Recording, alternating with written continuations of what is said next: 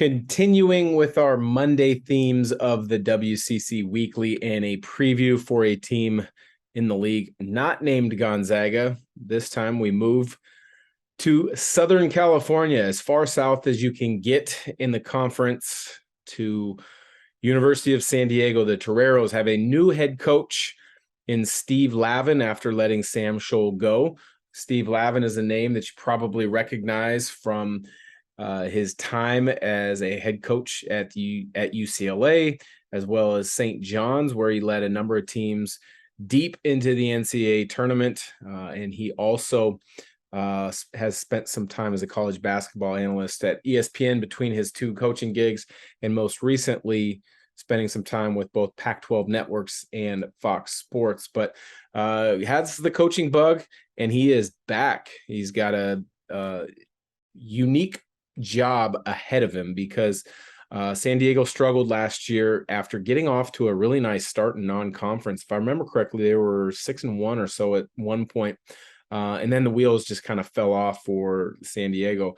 They weren't able to win games. They were in a lot of games, but they just couldn't quite get over the hump and turn the corner and turn those close games into victories. So Sam Scholl, the former head coach, is now an assistant or a special assistant at San Diego State. So thankfully for him, he's not moving too far, but Steve Lavin takes over the job at the Jenny Craig Pavilion. The losses for San Diego, pretty much everybody on the roster a season ago. Well, I can't say pretty much everybody. The biggest loss probably would be Joey Calcaterra. Then they've got a couple guys that are returning. Their two leading scorers are returning. But then there is an unbelievable amount of new faces. Typically, I like to start with what's returning. Well, this preview for San Diego, we kind of have to talk about with what's coming up, because they've got 12 new players on the roster. It's almost as if each guy is going to need a name tag early in the preseason, getting used to each other and knowing their names. But the talent that Steve Lavin has brought in a short amount of time, I think is going to create some interesting nights for opponents of the Toreros. I think when you look at it, one of the things that over the last couple of years San Diego struggled with is lack of talent. They'd have a couple guys, a couple options, but then the level of talent and the ability to make plays really fell off quickly from there. But 12 new players, as I mentioned. Deuce Turner is someone who's really interesting. He started his career at Bucknell in the East Coast, went to a JUCO route a season ago where he was second team all JUCO in the country.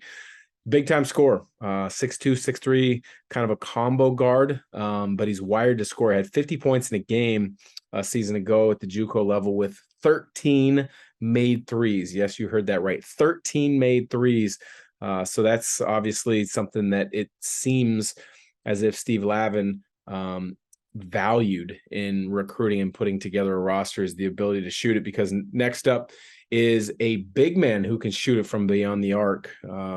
Originally from the Pacific Northwest in the Seattle area, Nick Lynch spent the last couple of years at Lehigh, 6'10", more of a stretch big where he shot it at nearly 46% from three. So right off the bat, you're starting to see, with Steve Lavin's time in the broadcast booth over the last few years, he's placing an emphasis on the ability to shoot it from beyond the arc. Next up, of the guys that are really kind of interesting, that I think are going to have a chance to be key pieces, would be Benji Pierre, 6'8", from Indian River Junior College, a big time scorer. He had a game this past season where it was 40 points, but what jumped off the page when you're reading his bio about some different things, 17 of 19 from the field. I don't think you're going to go 17 of 19 from the field in the WCC, but if you can kind of have a benchmark of somebody who's really efficient, and he can kind of, be that kind of guy where he's kind of looked at as being a down low kind of bruiser, maybe attack from the elbow, and be able to put guys in positions where he can score over and around them. That's big. Next one is a familiar name for anybody that follows college basketball on the West Coast from Stanford. He was the Pac-12 most improved player a season ago. A little bit surprising that he entered the transfer portal, and then he was one of the first people to decide to commit to San Diego when Steve Lavin took the job, and that would be Jaden Dallaire. A little over 12.5 points per game.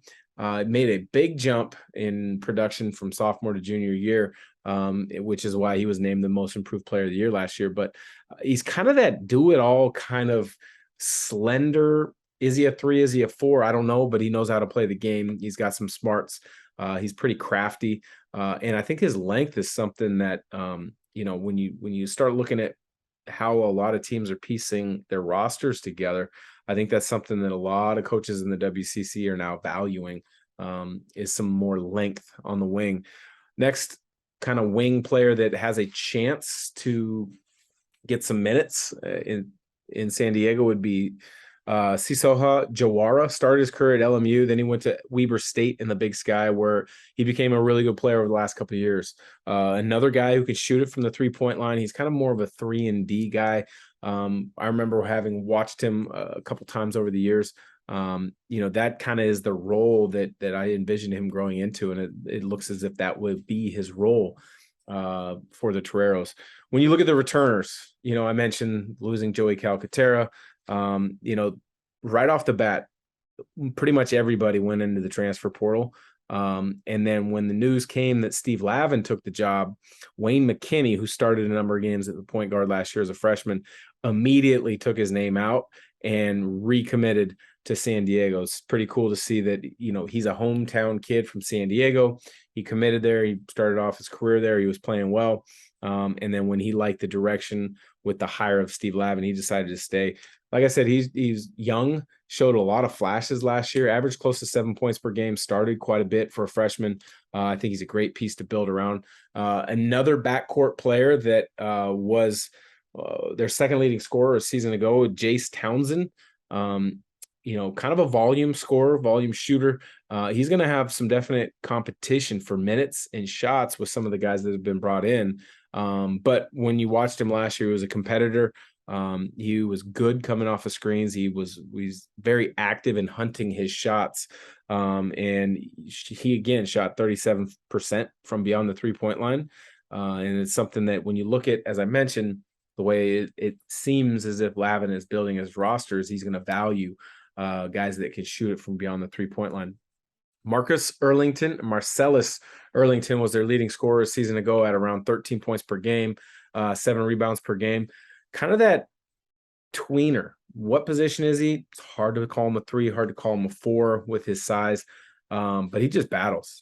He gave a lot of teams in the WCC fits a season ago because he's crafty. He kind of gets under your skin. He's good on the glass. He does a good job of using lift fakes and footwork to create angles and opportunities. So to have him back is a nice piece. And then another returning piece that played some decent minutes last year would be Vuz Goltekin. Kind of more of a rebounder / shot blocker. Average about 7 points a game, 5 rebounds, but more of kind of that rebounder active guy. They're going to go try to alter shots if he can't get them.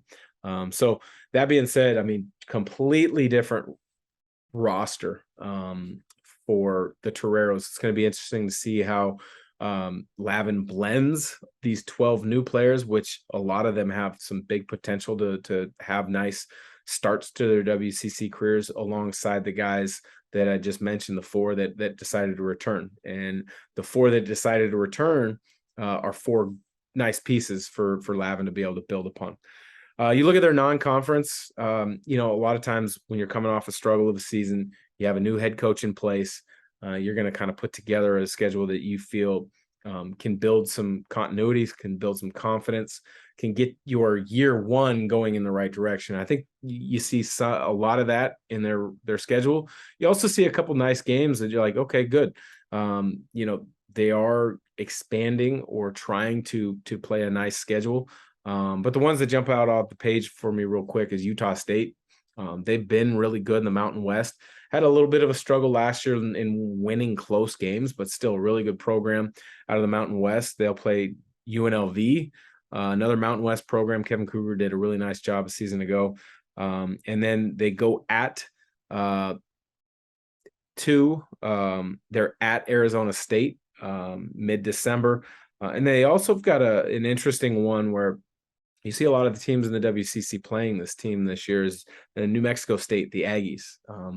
They've been in the NCAA tournament probably, and I don't have the numbers in front of me, but when you kind of go back over the last maybe 10, 12 years, outside of Gonzaga and Arizona and Oregon, they may be in the NCAA tournament, and maybe St. Mary's. They've been in the NCAA tournament as much as any team in the West on the West Coast. They've been a really good program.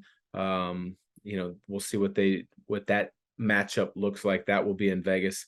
When you look at the WCC, what everybody looks at when you get your conference schedule is how many times do I have to play Gonzaga? If it's twice, probably chalk up 2 losses, just being honest, unless you're a bona fide contender year in and year out like St. Mary's and you've got a nice roster in the upcoming season. But you look at it if you've got Gonzaga twice or if you've got them once. And the Toreros only have Gonzaga once this season. It's February 23rd, and it's in Spokane at the McCarthy Athletic Center. So overall, I think Steve Lavin, seeing him back on the sidelines is going to be interesting. I've gotten to know him a little bit over the last few years with some broadcasting stuff and kind of bouncing ideas off of each other and kind of learning his approach to that. But I'm going to be interested and really looking forward to seeing what he does and how he's changed on the coaching side of things and see the success that he's trying to build. So I look for an improved roster. I look for an improved program down in San Diego in year 1 under Steve Lavin. So continuing on with our theme of the WCC previews for each of the programs outside of Gonzaga. Appreciate you listening and joining. This has been the WCC Weekly on the Gonzaga Nation Media Network.